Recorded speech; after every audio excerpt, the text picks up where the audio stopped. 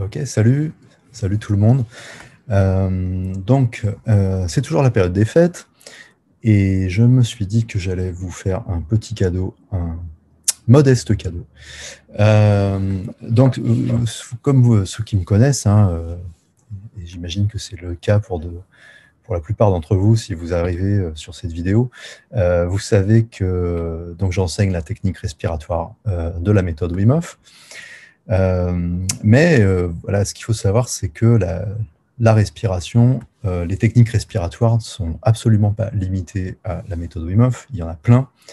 Et c'est toujours très sympa de jouer avec sa respiration, en fait, essayer de, d'essayer différentes techniques. En fait, il y a vraiment plein de choses à faire, hein, que ce soit pour augmenter son énergie avant un effort ou parce qu'on est fatigué, que ce soit pour se calmer, que ce soit pour améliorer sa tolérance au CO2. Enfin, voilà, il y a plein de choses à faire. Euh, voilà. J'en profite à ce propos pour vous recommander le dernier livre de Jesse Coomer. Voilà, le guide pratique au travail respiratoire, un remède pour la condition de l'homme moderne. Voilà, super bouquin, très simple, mais pas simpliste. Euh, le genre de bouquin que j'aurais aimé avoir quand j'ai commencé la méthode Wim Hof il y a 4 ans. Voilà. Mais aujourd'hui, je vais vous parler d'une technique respiratoire qui n'est pas dans ce bouquin, puisque du moins, et je le dis en toute humilité, j'ai l'impression de l'avoir mise au point en expérimentant sur moi-même.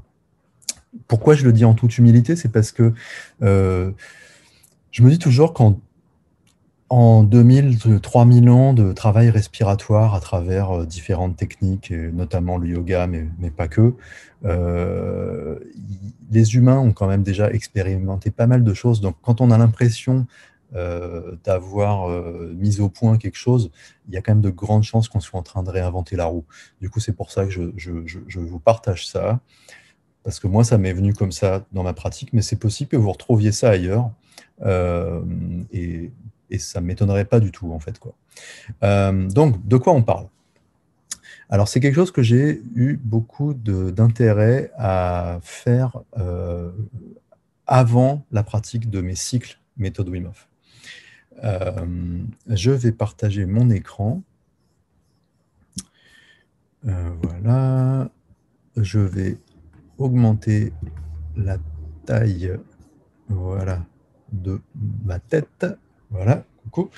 En fait, c'est un protocole respiratoire qui se base sur le box breathing ou respiration en boîte, si je veux essayer de le traduire en français. Donc le box breathing, en quoi ça consiste? En fait, ça consiste à choisir une durée de temps arbitraire. Ici, on va choisir par exemple 5 temps et on va inspirer sur 5 temps, faire une rétention sur 5 temps, expirer sur 5 temps et faire une rétention sur 5 temps, etc., etc., etc.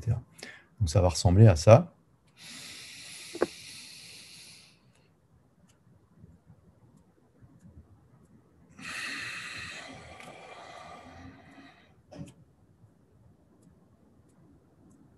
Voilà.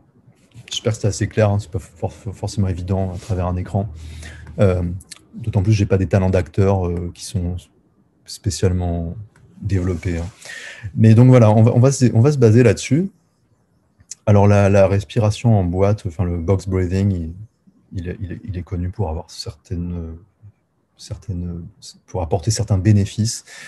Ça permet de se mobiliser au niveau notamment mentalement, euh, sentir un peu plus énergique, mais tout en maintenant un état de calme. En fait, ça permet de rééquilibrer des branches du système nerveux autonome, mais ne rentrons pas dans ce genre de détails, hein, on n'est pas trop là pour ça. Là, voilà, je vais vous partager quelque chose que surtout j'ai ressenti.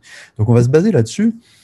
Et on va commencer donc par ce box breathing donc sur ces 5 temps arbitraires. On va le répéter 4 fois.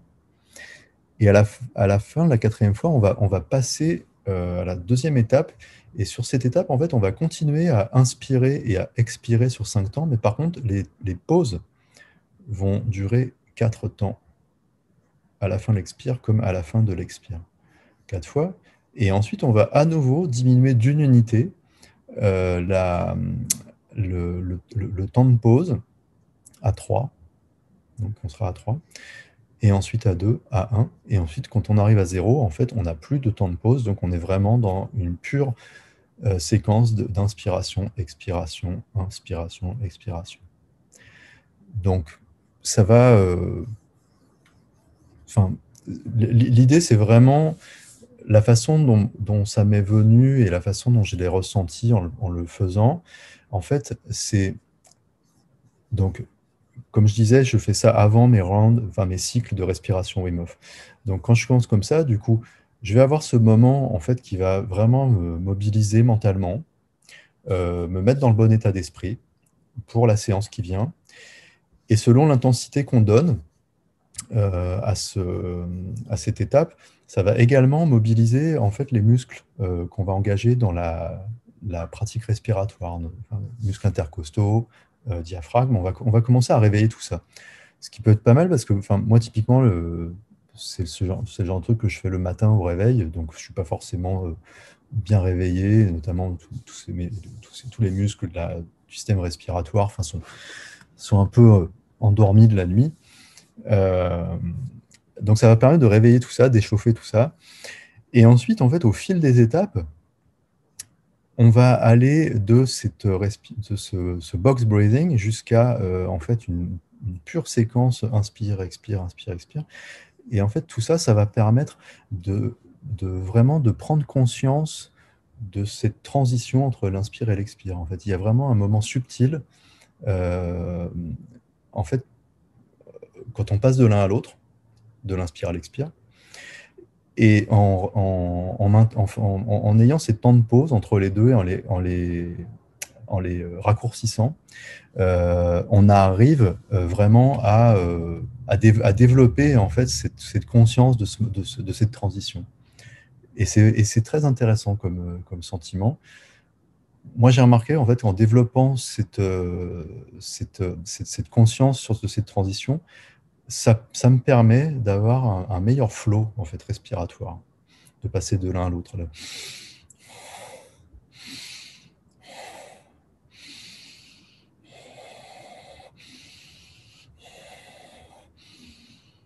Et en fait, quand j'ai ce flow qui est en route, qui est bien rodé, et bien alors là, je passe à la respiration méthode Wim Hof et etc., etc. Donc voilà. J'espère que c'est assez clair. Si je puis me permettre d'ajouter un truc, c'est que si vous pratiquez ça justement pour développer cette prise de conscience en fait de cette transition entre l'inspiration et l'expiration, ça peut même être pas mal de rajouter une étape entre l'avant-dernière et la dernière, qui est donc par exemple de maintenir une pause. Donc vous voyez sur l'avant-dernière, on a une pause d'une unité, et en fait de rajouter une étape où en fait on a la pause la plus petite possible, où on sent en fait ce pause, expire, pause. Voilà, c'est pas très clair à dire, mais voilà. Essayez de faire la pause la plus petite possible, et quand elle est vraiment la plus petite possible, elle est de plus en plus petite, et ce petit qui tend vers l'infini devient égal à 0, et donc là, voilà, on n'a plus de pause, et donc on a une séquence d'inspire-expire pure, avec une belle transition. Donc voilà, je vais revenir. Voilà.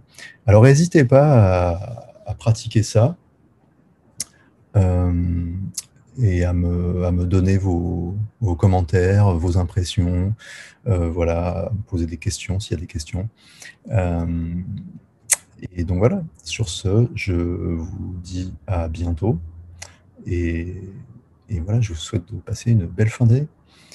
Au revoir.